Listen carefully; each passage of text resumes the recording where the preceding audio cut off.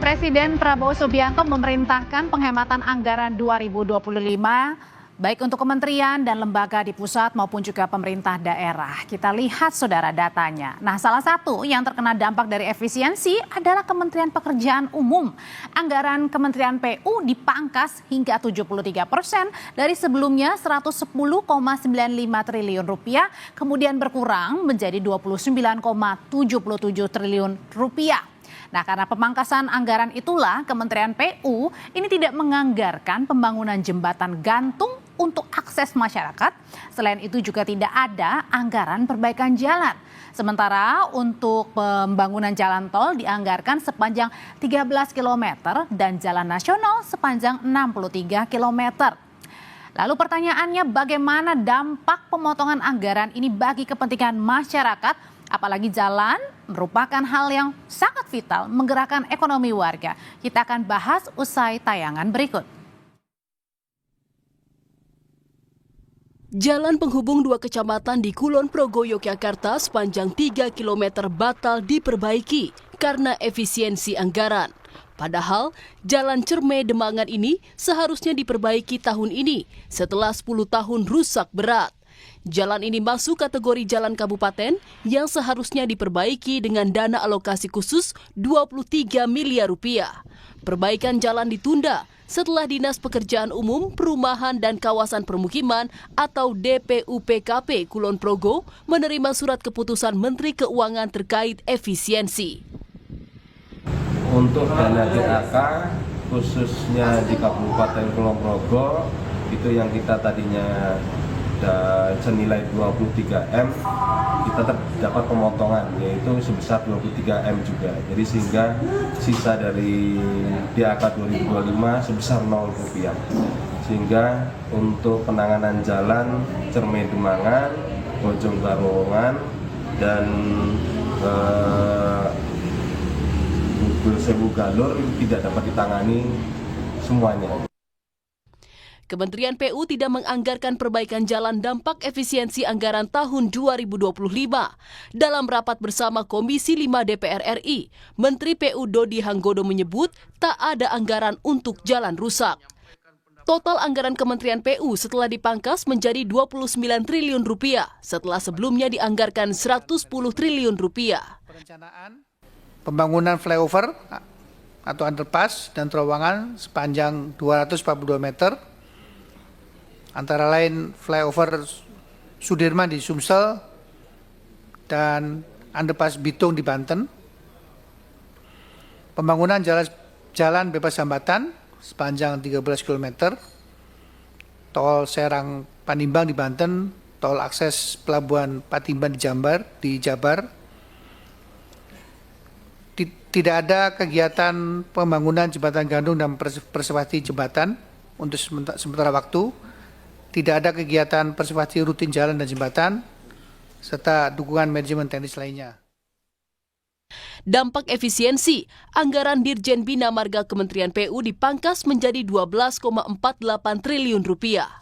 Dari anggaran itu, Kementerian PU hanya merencanakan untuk membangun 63 km jalan baru, 242 meter flyover dan underpass, termasuk 13 km jalan tol baru untuk yang hampir rampung. Sementara tak ada anggaran untuk perbaikan jalan. Padahal dari data yang dirilis pada Maret 2024 oleh Kementerian PU, persoalan jalan rusak tersebar di seluruh Indonesia, mulai dari jalan kabupaten hingga jalan nasional. Untuk jalan nasional yang rusak berat sepanjang 680 km. Jalan provinsi yang rusak berat ada 9.000 km lebih. Sementara jalan nasional yang rusak berat ada 117.000 km lebih. Sebulan jelang mudik, pemerintah tak menganggarkan perbaikan jalan nasional. Pemerintah menargetkan penghematan 306 triliun rupiah dari efisiensi anggaran. Tim Liputan Kompas TV. Kementerian PU memangkas anggaran perbaikan jalan, dampak dari efisiensi menjadi nol alias tak ada anggaran untuk perbaikan jalan. Lalu saat mudik, apakah ini masyarakat diminta untuk menikmati jalan rusak? Kami bahas bersama Herzaki Mahendra Putra, staf khusus Kemenko Infrastruktur dan Pembangunan yang sudah bergabung. Selamat malam Bang Herzaki. Ya, selamat malam Mbak. Ya, di studio juga sudah bersama saya ada Mas Yanuar Arif Wibowo, anggota Komisi 5 DPR dari fraksi PKS. Malam Mas Yanuar. Selamat malam Mbak Audrey dan semuanya. Assalamualaikum. Waalaikumsalam. Saya mau ke Bang Zaki dulu. Bang Zaki, jadi ini tidak ada anggaran perbaikan jalan nasional. Jadi sebenarnya kenapa infrastruktur ini yang dikorbankan?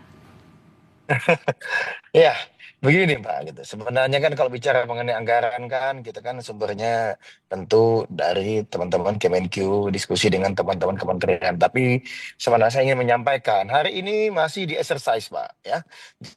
Jadi kemarin kan adalah exercise pertama, exercise awal, lalu kemudian ada arahan ternyata dari Pak Presiden melihat situasi terkini, efisiensi tetap akan dilaksanakan, tapi itu fokus adalah yang tidak menyentuh ke misalnya terkait dengan rapat, ya perjalanan dinas bagi luar negeri itu yang banyak dikurangin. Nah ini kemudian pada saat kemudian masuk ke PU, memang ada beberapa mata anggaran yang kemudian lihat sehingga menimbulkan konsekuensi tidak ada pemeliharaan, kemudian tidak ada perbaikan atau sejenisnya. Nah, inilah Nol loh, kemudian nol perbaikan untuk pemeliharaan ini- ya, Bang? Nah ini kami terima kasih kepada masyarakat, terima kasih kepada teman media, juga masih banyak pihak teman DPR juga. Pada saat minggu lalu misalnya Pak ya, waktu di rapat minggu lalu, Kementerian PU dengan teman-teman DPR juga menyampaikan masukannya. Nah ini semua didengarkan oleh Bapak Presiden, jadi kemudian minggu ini ada exercise lagi. Dalam proses exercise lagi, kemudian apakah memang anggarannya tetap sama seperti yang kemarin, saya dipotong, atau akan ada penyesuaian lagi. Nah kita tunggu nih. Kita tunggu, karena ini Pak Presiden mendengarkan betul masukan masyarakat. Yang kita lakukan, arahan beliau awalnya adalah pemotongan-pemotongan ini semuanya fokusnya adalah efisiensi yang tidak ada kaitannya dengan pelayanan kepada masyarakat. Tetapi ketika ada angka yang cukup signifikan di beberapa kementerian, di banyak kementerian ya, lalu kemudian ternyata itu mau nggak mau mempengaruhi nih, istilahnya itu mempengaruhi bukan lagi hanya lemak-lemaknya saja yang dibersihkan, tetapi juga ternyata ada pengaruh dengan kinerja. Nah inilah yang menjadi perhatian Pak Presiden, karena harapan beliau yang dikurangin itu adalah terkait dengan istilahnya itu tidak bersentuh langsung Kalau dengan gitu masyarakat. Bang Zaki, saya langsung nanya ke Mas Yanuar aja. Jadi Mas Yanuar yang paling terbaru itu Ya, ada nggak sih revisi untuk anggaran? ya, saya baru saja di Komisi 5 ini raker dengan seluruh mitra, termasuk juga dengan Kementerian PU ya. Ini jadi atensi kami ya terkait dengan perbaikan jalan yang masih dinolkan. Memang besar harapan kami ya, sebagaimana Pak Presiden selalu memberikan arahan bahwa efisiensi ini adalah anggaran yang tidak berdampak langsung pada masyarakat dan tidak menimbulkan atau berdampak kepada pertumbuhan ekonomi. Nah, kita selalu mengingatkan kepada mitra kami seperti Kementerian PU dalam hal ini untuk fokus ya, mana anggaran-anggaran yang memang tidak berdampak kepada masyarakat itu yang diefisiensi.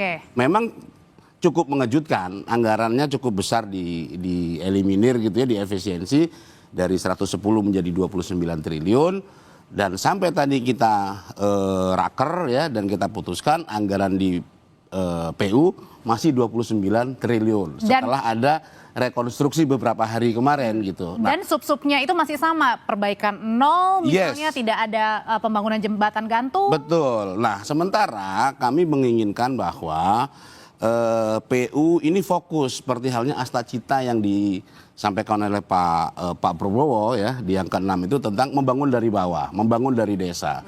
Nah infrastruktur berbasis masyarakat yang ada di desa-desa itu ya bisa menaikkan atau meningkatkan pertumbuhan ekonomi, kemudian bagian dari upaya kita untuk ketahanan pangan. Nah ini kan penting ya. Nah kembali ke tema yang kita sedang bahas, ini sebentar lagi kita akan bertemu dengan momentum Lebaran. Tentu banyak masyarakat kita akan melakukan perjalanan mudik ya, Lebaran dan seterusnya.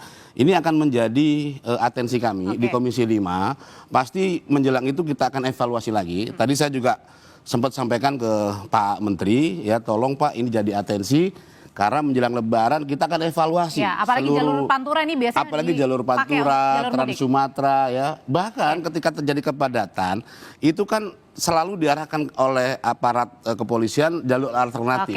Alternatif pun kita minta untuk dimitigasi supaya tidak terjadi banyak eksiden atau kecelakaan. Oke, nah kalau kayak gini gimana nih Bang Zaki? Kalau tadi dari hasil rapat Komisi 5 aja tetap aja tuh anggaran yang diperbaikinya nol, tidak ada pembangunan jembatan gantung juga. Pertanyaannya ini masyarakat diminta untuk menikmati nih kalau pas mudik ini jalannya rusak nih Bang. Ya, begini Mbak, ini mudik ini menjadi salah satu perhatian besar ya pemerintah. Karena alhamdulillah ketika kemarin Nataru ya ada beberapa terobosan yang kita lakukan, pelayanan kepada masyarakat, di antaranya tiket turun 10% ya untuk pesawat udara di beberapa titik. Nah hari ini kita ingin agar pada saat Lebaran bisa melakukan hal-hal yang lebih besar lagi dan lebih luas lagi dampaknya kepada masyarakat. Ini semua sedang kita exercise ya, situasi hari ini memang kita berbicara ya. Ya adanya begini ya kita upayakan bagaimana agar masyarakat tetap mendapatkan hal yang terbaik. Mudik ini menjadi concern kita, perhatian kita. Teman-teman di PU misalnya ya di berbagai titik juga sudah mencermati, sedang mendata potensi-potensi kepadatan maupun potensi jalan-jalan yang misalnya rusak, atau yang misalnya nanti jangan-jangan bisa membuat kemacetan. Nah ini sedang dibahas. Minggu lalu baru saja Pak Menko rapat dengan teman-teman PU, rapat dengan teman-teman Kementerian Perhubungan, ya bahkan juga termasuk dengan BUMN, ya maupun dengan beberapa BUMN lainnya gitu, instansi lainnya, termasuk dengan Korlantas juga. Artinya ya, ada kemungkinan untuk BMKG. revisi lagi nggak Bang?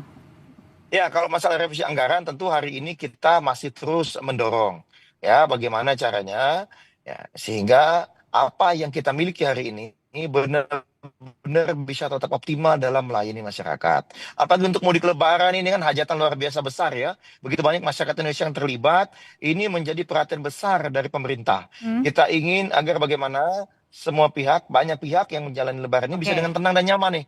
Nah, makanya tadi minggu lalu kita ada lakukan rapat koordinasi, semua pihak sudah punya PR-nya semua, masing-masing dari Pak Menko sudah menyampaikan apa teman-teman perhubungan, teman-teman PU seperti apa, lalu teman-teman bahkan pariwisata juga terlibat, Menteri BUMN seperti apa, lalu kemudian BMK, bahkan BMKG, Mbak. Oke. Jadi yang kayak gini-gini kita sudah Bang lakukan, Zaki. kita mitigasi, tapi tunggu dan terus berproses. Tapi makasih teman-teman media, terus ingatkan juga. Terus ingatkan juga. Bang Zaki, saya mau nanya, sebentar saya mau nanya dulu ke Mas Yanuar ya. Mas Yanuar, jadi pada saat ditanya juga nggak sih dari teman-teman Komisi 5 di DPR gitu, ini sebenarnya yang mencoret-coret anggaran ini dan membuat anggaran ini siapa begitu? Karena kan memang misalnya kalau dinas keluar negeri pangkas, karena itu juga tidak berdampak pada masyarakat. Kalau ini kan sangat berdampak nih, pembangunan jalan, perbaikan jalan. Iya, ini kan mekanismenya memang agak ini ya, dari pekerjaan beberapa kementerian. Efisiensi itu kan dari angka-angka yang dulu dianggarkan di 2025 ya ketika September 2024 itu dengan program unggulan yang sekarang Pak Presiden sedang luncurkan, ini kan pasti ada adjustment, ada perubahan-perubahan. Nah, ini semua mitra kami ya di PU, di perhubungan dan seterusnya itu mereka diberikan pagu gitu ya oleh Kementerian Keuangan untuk di-exercise gitu dan dimintakan persetujuan kepada kami. Nah, kalau kami di Komisi 5 itu memang ya kewenangannya eksekutif. Mau dikurangi berapa, mau ditambah berapa gitu. Nah, yang kita inginkan adalah bahwa pengurangan atau penambahan itu fokusnya itu masyarakat jangan kemudian dirugikan. Gitu. Dan ini dirugikan sekali masyarakat. Nah, dalam hal ini apa yang telah terjadi dengan tidak adanya perbaikan jalan ya, kami khawatir kalau ini tidak segera diberikan solusi ya, dianggarkan. Masih ada waktu sih ya Bang Zaki ya, masih ada waktu kita mudah-mudahan Ibu Menteri Keuangan juga melihat situasi seperti ini ya, termasuk Mbak Audrey, ini bagaimana tenaga-tenaga non ASN yang ada di bawah Kementerian PU pun ini sudah menjerit gitu loh. Jadi tenaga-tenaga yang penjaga pintu air ya, penjaga bendungan yang non ASN ini sempat kemarin kan dirumahkan. Kita ingin jangan jadi sampai dampaknya kemana-mana. Tapi kita ingin bahwa ini menjadi fokus gitu ya kepada masyarakat kecil. Pak Prabowo tentu sangat ingin ya masyarakat kecil itu dilayani dengan baik. Mereka ya jangankan urusan begini ya, urusan makannya aja diperhatikan sama beliau gitu loh. Kita berharap menteri ini fokus, benar-benar anggaran yang tidak berdampak kepada masyarakat itulah yang direvisi. Tapi masih bisa kemungkinan ada revisi lagi nggak? Mengingat kan ini bentar lagi nanti Lebaran. Masih mungkin. Berarti Karena ini belum mekanisme tepat. anggaran kita ini kan memberikan keleluasaan yang cukup besar ya kepada eksekutif untuk melakukan adjustment. Tinggal nanti dimintakan persetujuan kepada mitra komisi terkait seperti sekarang ini gitu loh. Ini kan adjustment biasa aja gitu. Dari 110 menjadi 29, dari 30 jadi 13 di perhubungan dan seterusnya.